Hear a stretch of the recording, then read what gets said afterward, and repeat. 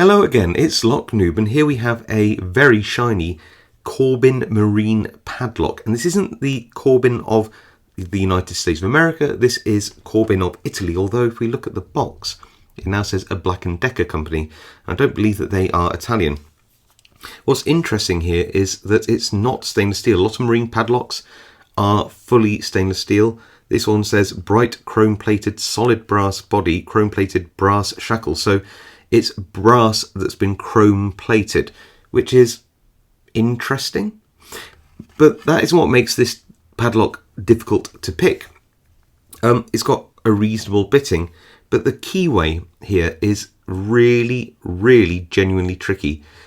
It's very thin. It's extremely paracentric. In fact, it looks like a little lightning bolt. This just is a tricky, tricky little padlock. Possible to pick, but tricky. So let's throw this in a vise and get picking it.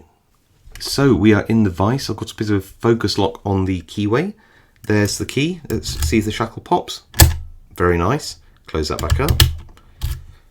Here we go. And I'm going to start out with a bit of top of the keyway tension provided by a bent wiper blade.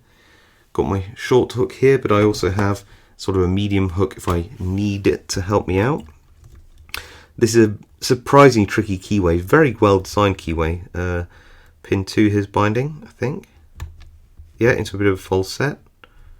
Pin 3, give me that counter rotation. Be careful, feather it, and back into the false set, which is good. Pin 1 doesn't want to do anything useful. Pin 5 here, let's get that completely centered. No, wasn't happy with that. Pin 5 here. Yeah. Ah, good. Oof, that was a hard one. It really felt like it was catching. Anything on 1 yet? Let's try pin 1, 2, 3 feels fine. 4, 5. Okay. So I might just go in with a slightly deeper hook and just see what's happening. So pin 1 here. Bit of counter rotation maybe?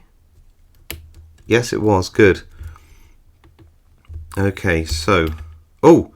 Very deep false set now. So who is the pin that is holding us back? Is it 3 here? Well, that did set. Let's try this one again. And yes, we got the open. Whew! That was very, very, very tricky. That last pin, I think that's pin 4 I was on.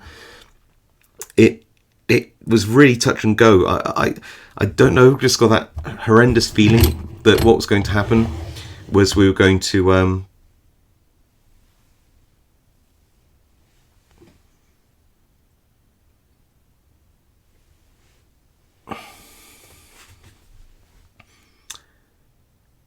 sorry, just noticed I caught my full reflection in the lock there. What I was going to say is, yeah, that last pin, it really, really felt like it was going to drop all the other pins if I didn't get it just right. It's a very well made lock, this. I don't know why they didn't go for full stainless steel, why they went with this very shiny chrome plated brass.